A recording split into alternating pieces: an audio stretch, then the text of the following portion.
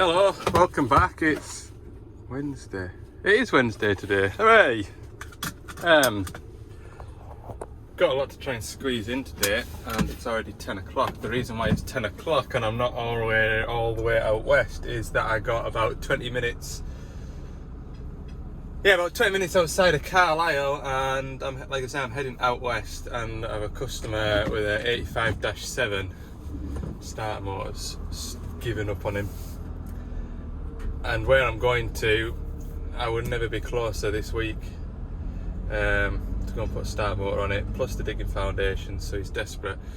So I've turned around, I've came back for it, and yeah, I need to go and do that now, as well as the other 3 jobs that I've got on my to-do list today. So 10 to 10, my first job will start at 11:30. Now I'm going to a Ministry of Defence site, and I'm pretty confident you won't see what I'm going to get up to, but I've got a new cab door to fit on a brand new DX27. It's not our machine, it's for another dealer, but judging by the amount of emails that's gone backwards and forwards to get me on the site to fit this door, I'm pretty confident they won't be letting me take my phone on the site. So you'll probably see me after lunch. I'll decide. I've called in at this Bobcat E27. I was going to come in at this machine on the way back from fitting that cab glass, but the way the journey's going to pan out, I'm going to end up down South Cumbria, and my last job of the day is back up in North Cumbria, and I think from South Cumbria it'll be quicker to go across to the motorway and back up to Penrith and then cut across rather than back up the coast road, because if you know Cumbria and you know the coast road, it's horrendous. All you need is a wagon doing 40 mile an hour and that's you. There's no overtaking. Phone still rings as common as usual. I'll just take this. Right, so the problem with this digger is Slew's all by itself. See if it does it. It's not doing it just now. That's Slew, right. Still not doing it.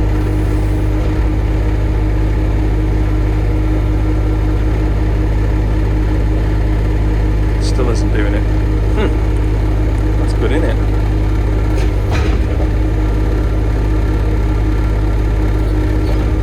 Maybe it needs to be hot. I'll get it in a position where I can spin round and round and round. There you go. Does it on a hill. If I go onto that flat yard there, I don't think it'll do it. Certainly isn't doing it much now. If I lift the pilot lever up, it stops. Pilot lever down. It's away, but slowly. If I go onto this flat bit of concrete here,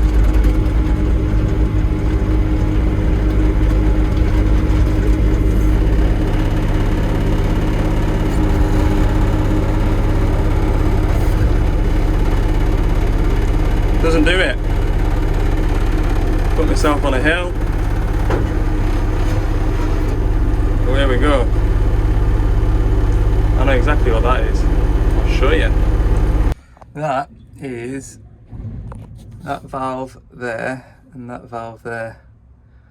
They're like your relief valves. So when you swing all the way to the right and stop, and the machine goes, ooh, it's those valves that are dumping oil from the opposite side of the motor back to the tank, and it's the resistance of those valves that stop the machine from running on. I'm pretty sure. We'll whiz round and round and see how it feels. It does stop quite sharp, to be fair. I would expect it to run on. But the Slew motor itself does sound a bit grumbly.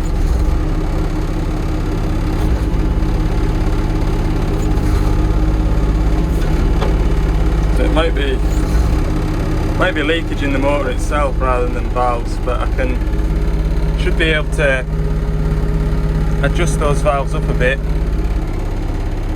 and see if it stops the stops swinging downhill. We'll have a go. Okay, so he's given us this printed off sheet which he's got hold of, which saves me ratcheting it all out on my laptop. So I've got my test gauge on. We're going to test the cross-port relief valve, see what sort of pressure they're blowing off at. Acceptable range is 186 to 196 bar. So I've got the bucket against the blade here. Turn the light on and then you can see my pressure. If I put the pilot lever down, rev it up, it makes 200 bar, which is absolutely fine.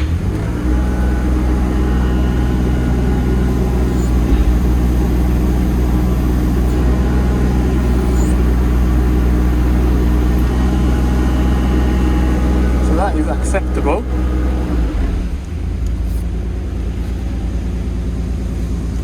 So it's not the, it doesn't look like it's the cross-port relief valves. I think it's the motor. I think in the head of the motor it's cracked. I really do.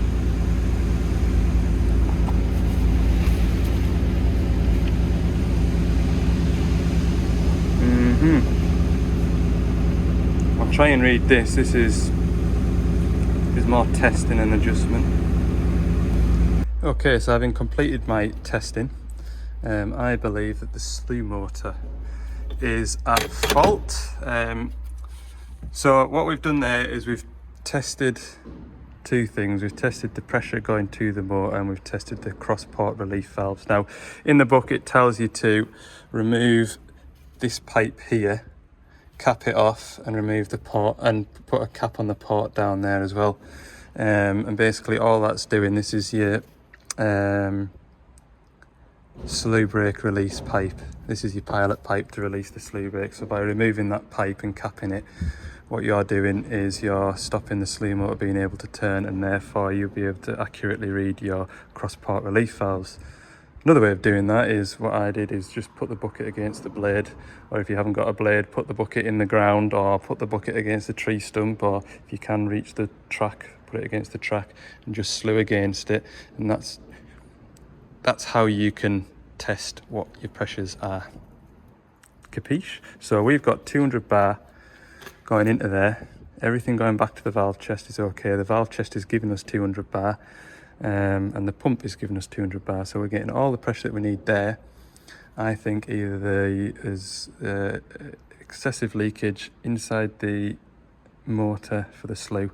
I don't think these have gearboxes. I do believe they are just internally, you know, there's no Slew gearbox to drain on these. It's just the motor onto a gear onto the Slew ring. So that is, to me anyway, case closed. We'll price up some bits and go from there. Now I have had a DX85 with a cracked top on the Slew motor, and the only reason why I know that is because a customer told me about it once. A customer with it was a Bobcat E85, and he had a load of Doosands as well. And anyway, don't know how or why we got talking about it, but he told me about this E85 that he had spent weeks trying to get to the bottom of a Slew fault. It was running on, it didn't have much power, and it was doing the same thing. It was swinging away downhill, and he did the hard work. He managed to suss it out that it was this top of the Slew motor that was cracked internally. And about 9 months later, after that conversation, I had the exact same problem, the same symptoms, and I just gave him a bell and I said, right, I've got this, this and this. He says, yep, that's identical to the Bobcat 85 that I had problems with. And he sort of talked me through what to look for and X, Y and Z. And sure enough, I took the top of the motor off, tip it on its back, and it looked immaculate. It looked brand new. To look at it, you would have thought there's nothing wrong with it, but he surmised that when the machine's under pressure, the crack is forming under pressure, and that's letting the oil away to the wrong side of the motor, giving you poor characteristics of the Slew motor, which is almost similar to what this is doing. However, it's not really, well, it isn't, it's not running on. So that tells me it's something a bit deeper in the motor that's amiss. So anyway, that is half an hour well spent. Ideally now, if he wants to go ahead with the job, Bank Holiday Monday, I've got that valve to fit on that 140 LCR. The whole cab's gonna have to come apart to fit it and everything like that. That's gonna be a good. I'll be doing well to get that done in half a day. And with the rest of the Monday, Bank Holiday Monday, I can come another half an hour on up the road and put a new Slew motor in this. So pays to look after yourself. Call in, spend half an hour at this. Although I've got a busy day today, half an hour in here has been well spent, I think. Mission accomplished. See you later, fella. Thanks for having us. Chuck that there. Yeah. MOD site, weapons testing and stuff like that. Yeah, they were expecting us to be fitting a glass to a door frame, and whoever had ordered the parts for me to fit was the entire frame, so it was a case of 4 bolts and old frame off, new frame on, door fitted, weather tight. Nice and easy. Right, I'll get out of here, pull up on the side of the road and work out how to get to my next job. In fact, there's a lay-by here, look. Blimey. So them lads there, they're from all the way down south. Staying up here for well, I think it was 10 weeks they're on for. Welcome to West Cumbria. Ta-da! Imagine coming all the way from down south to live in this area for 10 days, 10 weeks. Not that there's anything wrong with this area. It's beautiful on a sunny day, and it's like anywhere, isn't it? If it's wet and miserable, it just looks like a miserable place. But on a sunny day, it's lovely around here. Anyway, right, South Cumbria next. Be about an hour from here. Probably 30 miles as the crow flies. I've got a few messages to catch up on, look. Right, we'll go to the next job. There it is, looking all lonely. It's not in a great bit either. I'll show you for why. You remember the last time I did a starter motor, I was kind of underneath and in the side here, in through the bonnet. 3 points of access. Kind of muddled away. But this time obviously the blade's there, and I did try it just on the off chance that it would kindle up into life. And let me shut this door. I'll have to shut this, hang on.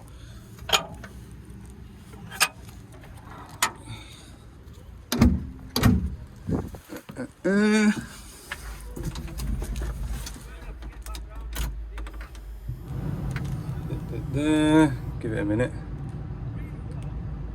These screens take a while to load up, don't they? Oh, by the way, 23 miles, 46 minutes. That tells you what the Cumbrian coast road is like. Absolutely nothing, look. And then we get an engine management light, and I'm sure that's something to do with, can't remember how to get into this now. I'll tell you in a sec. There you go, starter relay. Short circuit to ground. That's the starter motor that's short circuited to ground. Guarantee it. So yeah, there is a new starter motor and there's a new style starter motor for these machines. So if you have got an 85 and it does hesitate to start, or it seems slow turning over when you're starting, phone your dealer as soon as you can, because otherwise you end up in this situation. So all of last week he said it was just felt like the battery was on its last legs. It was really and it'd fire up. So whoa. That's the score. Right, where's the battery on this? We found it last time, didn't we? Here it is. Do this. Yeah, I think there's a change of supplier or something. There's a new style starter motor because it's got an updated part number. To avoid this happening, 10mm spanner, take that off. What else do I need to do? I'll try and have a feel of these. My van keys in here as well, by the way. No idea where my van keys have gone. They'll turn up. Let's have a feel in here what all we need. There it is there, look, you can see it looks like it's a bit corroded, doesn't it? They're 14s, I'm pretty positive they're 14s. The back of there, 17. Yeah. I don't know whether you could get away with trying to chap it, see if it would go, but I'm not even going to bother, like, get the thing off. And I only need a handful of tools, I just need a bit of patience.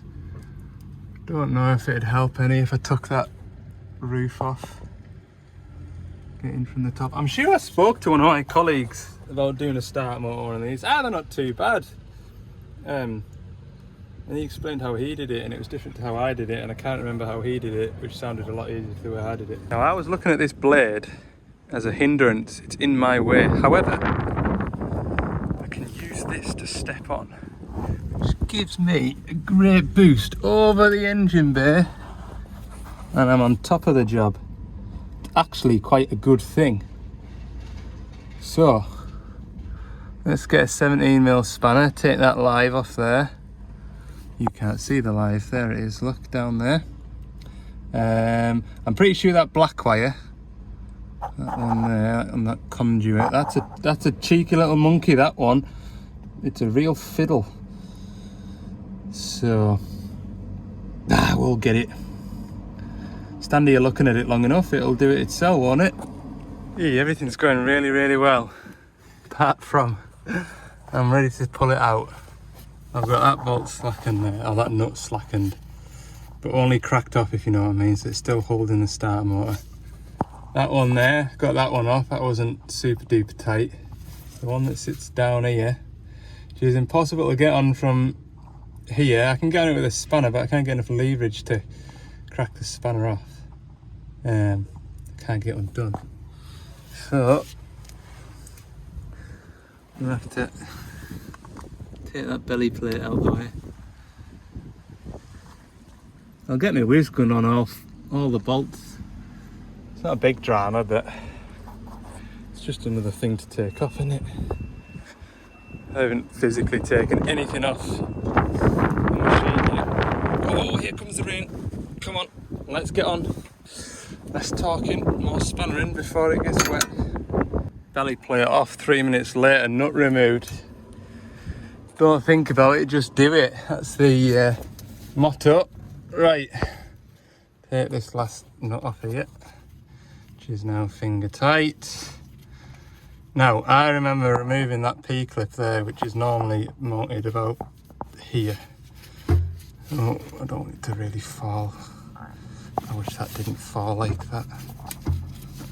Oh, it's going to be a two-hander now while I hold it up and wind that nut off. We're nearly there. There it is. It's coming out this way today. I have no idea how I got it out through that gap the last time, but I found another way of doing it. There's the old duffer.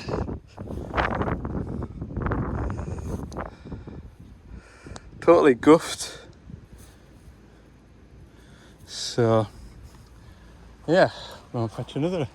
So here's the new modified type. The reason I know that is because the part number ends in a C, that one ends in an A. Don't know what happened to B, but no doubt we'll come across a B one day if it ever fails. But biggest difference I can see is the change in what they use to stop water ingress, and it is definitely water ingress that has caused this starter motor to fail. So there you go.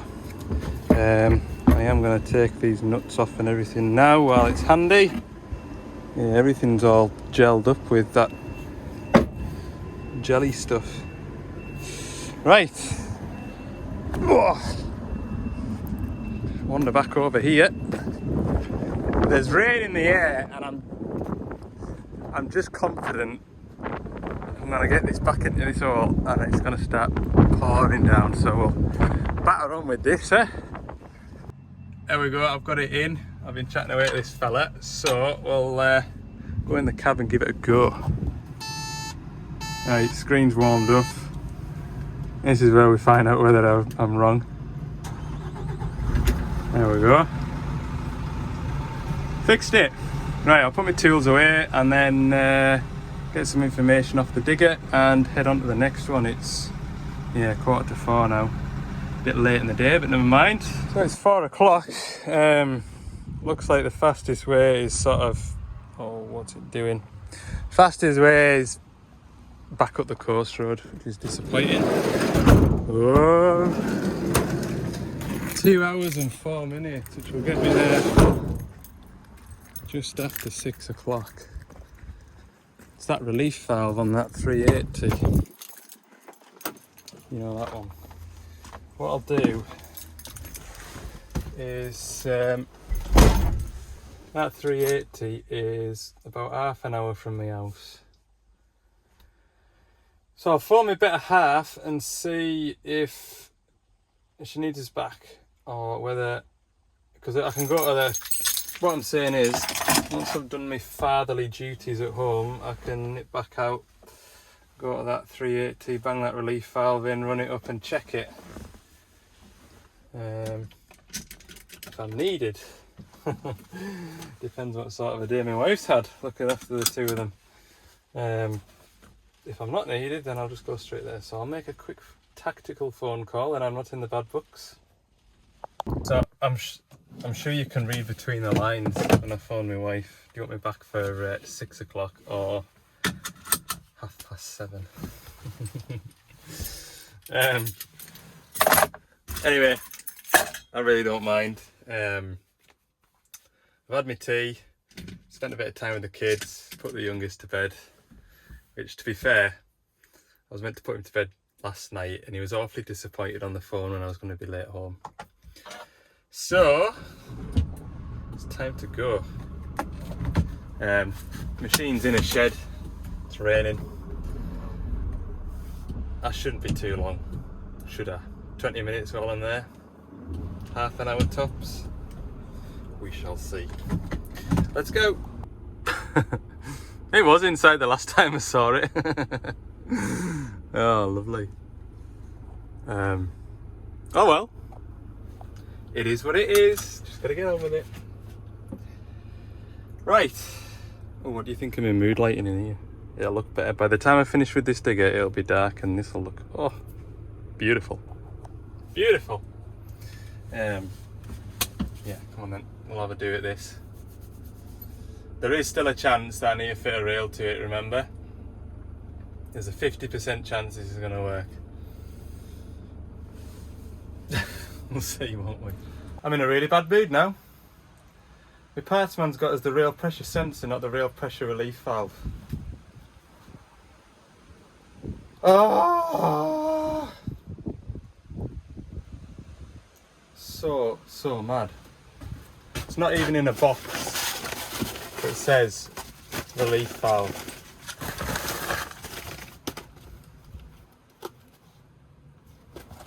Sensor. Pressure. Not pressure relief. Oh, I am in such a foul mood all of a sudden. Ugh. Yes, but Ali, you should have checked your parts before you set off. Yes, but 99% of the time, my parts man doesn't make mistakes. 80% of the time, he doesn't make mistakes.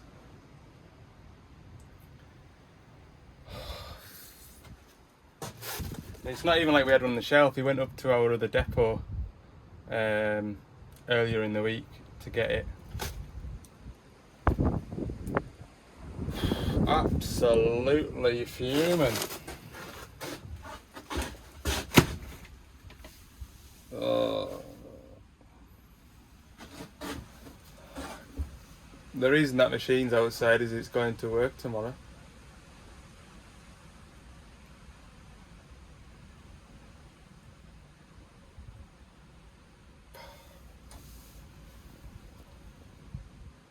Ooh, I'm mad. Look at me, this is what I look like when I'm mad. Wasting my evening.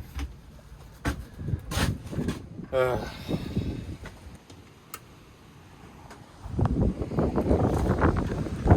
it. I've sulked in the van. Nothing I can do about it now. Gonna go home. Go to bed. Oh dear. I know it is my fault really, isn't it? I shouldn't blame anybody else. Should have checked these parts. Like I say, it's not often the parts are wrong when I order them. But in his defence, maybe I've been ordering that many parts recently in one go that he's misheard me or whatever. Just a very disappointing end to the day and a disappointing end to the video. I was hoping to wrap that one up. Oh, I feel very deflated. Right, enough of me moping about. Let's get the disco lights on. Where's my remote at?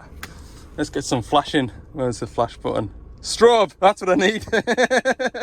Whoa, look at it. What does the blue one look like? Blue? Ooh, turquoise is nice, isn't it? Whoa. Orange. Orange. Orange isn't very bright, is it? Look. Red. Red's bright. Green's nice. Blue. Purple. Chill out mood. Right, thanks for watching. Sorry the last 3 minutes of the video has been me sulking and showing you me disco lights. Yeah, I suppose I'll go and fuel up on the way home. Get some diesel in the tank for tomorrow. Got a turbo to fit on an old machine. I hope I don't break any bolts tomorrow. And I hope the weather's better too. Thanks for watching this video. I'll see you in the next one.